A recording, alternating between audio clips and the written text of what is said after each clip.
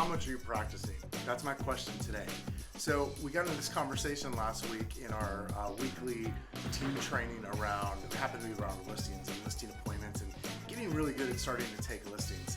And the subject came up of how bad I used to really suck at taking listings. And as I was telling the story about getting on the phone with my coach and my coach's wife, actually, how I was practicing on my way to listing appointments, I was practicing in between listing appointments. I even put together a class, put a couple $1,000s on the line to fly an instructor out here to Phoenix so I could take his class.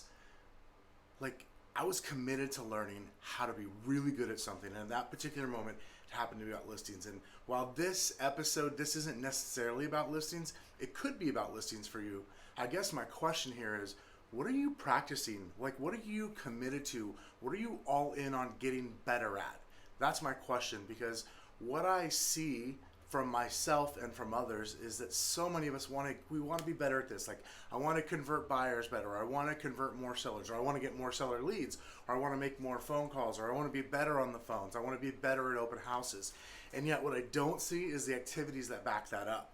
And the reality of it is how, I guess what I'm saying here is, how would you know if you were committed to something? How would you know if you're really committed to getting better at listings? Well, I knew I was getting better at listings, and I knew I was committed to getting better at listings because I was tracking my listing appointments, whether or not I was getting them, where they were coming from, all that other fun stuff. I was practicing on my own. I was practicing with a partner. I had hired a coach, hired a speaker.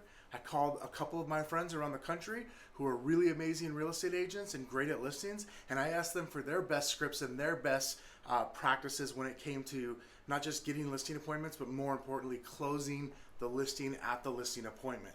And I realized, like, wow, I was really all in on listings. I was really all in on getting better at listings. I remember thinking, my friend and local real estate legend, Russell Shaw, had said the way you become a really amazing real estate listing agent is by starting out as a really shitty listing agent.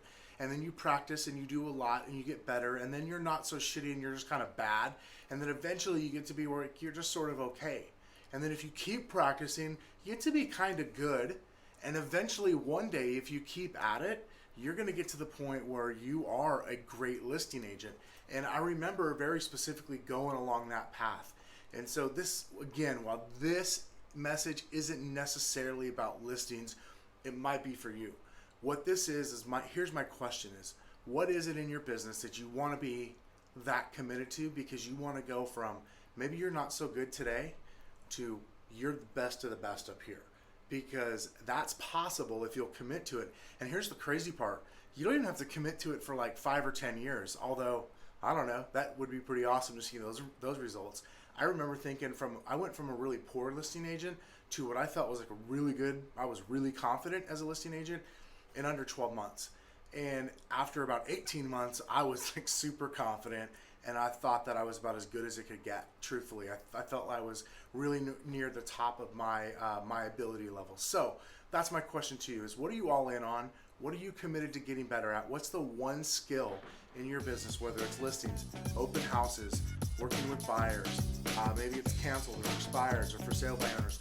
What's the one thing in your business that you're willing to commit to right now over the rest of the year and into 2020, so that way your business feels an impact on it from it in 2020?